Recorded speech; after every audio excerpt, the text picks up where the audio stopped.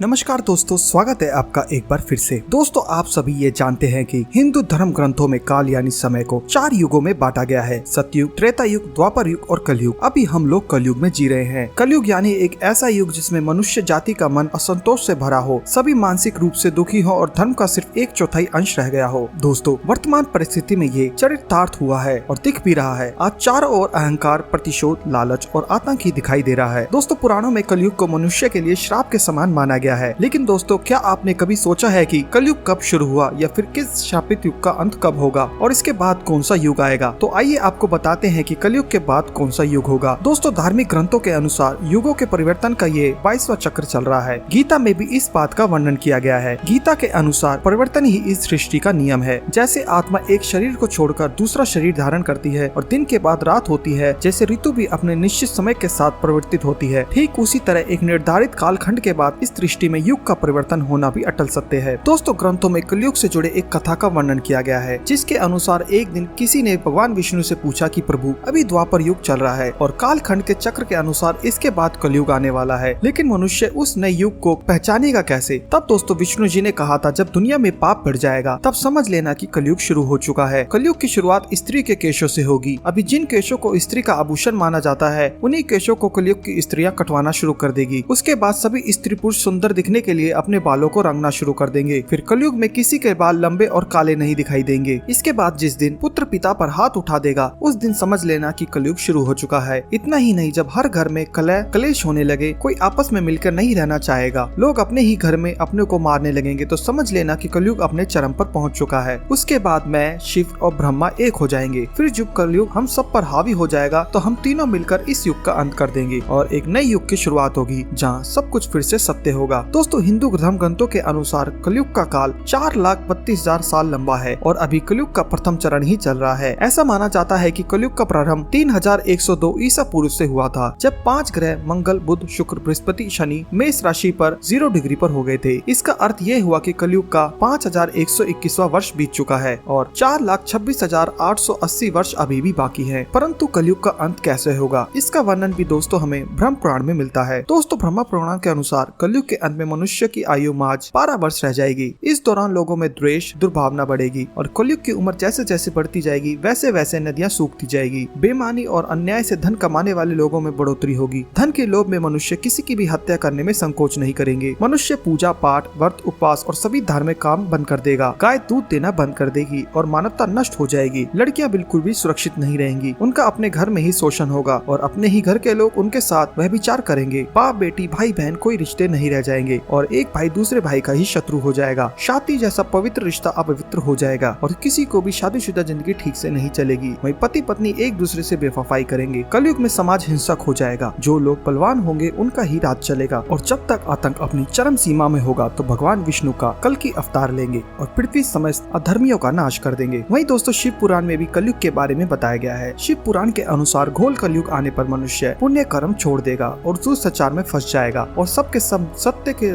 ओर से मुंह फेर लेंगे। दूसरों की निंदा में तत्पर हो जाएंगे। दूसरों के धन को हड़प लेने की इच्छा मनुष्य के मन में घर कर जाएगी। प्राय स्त्रियों पर मनुष्य का मन आसक्त होने लगेगा तथा वह दूसरे प्राणियों की हिंसा करने लगेगा। सभी अपने शरीर को ही आत्मा समझेंगे। ये ऐसा युग होगा जिसमें मनुष्य गूढ़, नास्तिक और पशु बुद्धि वाले होंगे। संतान माता पिता से द्वेष रखेगी। ब्राह्मण वेद बेचकर जीविका चलाएंगे और धन का उपार्जन करने के लिए विद्या का अभ्यास करेंगे और मद में मोहित रहेंगे। अपनी जाति के कर्म छोड़कर दूसरों को ठगेंगे और तीनों काल की संदोपोषण से दूर रहेंगे। इसके अलावा सभी क्षत्रिय भी स्वधर्म का त्याग कर देंगे। उनमें शौर्य का अभाव होगा। वह कुसंगति, चोरी चकारी कर अपना पालन पोषण करेंगे। वैश्य, संस्कार भ्रष्ट, स्वर्गधर्मी, त्यागी, कुकर्मी, धनोपार्जन परायण तथा नाप तोल में अपनी कुसंगति वृत्ति का परिचय देने वाले होंगे। वे अपना कर्म धर्म छोड़कर उज्जवल वेशभूषा से विभूषित होकर व्यर्थ घूमेंगे और स्वयं को कुलीन मानकर चारों वर्णों के साथ वैवाहिक संबंध स्थापित करेंगे और सभी वर्णों को अपने संपर्क में भ्रष्ट करेंगे। इसके अलावा भगवान श्री कृष्ण ने बताया कि कलयुग का अंत कैसा होगा, जिसका वर्णन महाभारत में भी किया गया है। श्री कृष्ण के अनुसार कलयुग के अंत के समय बड़े बड़े भयंकर युद्ध होंगे। भारी वर्षा, प्रचंड आंधी और जोरों की गर्मी पड़ेगी। लोग खेती काट लेंगे, कपड़े चुरा लेंगे, पानी पीने के सामान और पेटियां भी चुरा ले जाएंगे। चोर अपने ही जैसे घरों की संपत्ति चुराने लगेंगे। हत्यारों की भी हत्या होने लगेगी। चोरों से चोरों का नाश हो जाने के कारण जनता का कल्याण होगा। युगांत काल में मनुष्य की आयु अधिक से अधिक 12 वर्ष की होगी। लोग दुर्बल, क्रोध, लोभ तथा बुढ़ापे और शोक से ग्रस्त होंगे। उस समय रोगों के कारण इंद्रियां क्षीण हो जाएंगी। इसके बाद श्री कृष्ण जी आगे कहते हैं कि कलयुग में जब पाप अपने चरम पर पहुंच जाएगा और पृथ्वी लोक से धर्म समाप्त होने लगेगा, तब मैं कल्कि के रूप में अवतारित होकर इस धरा को पापों से मुक्त करूंगा और उसके बाद जो नया युग आएगा वह सतयुग कहलाएगा। अर्थात सृष्टि युग परिवर्तन का 22वां चक्र पूरा करके 23 चक्र में प्रवेश करेगी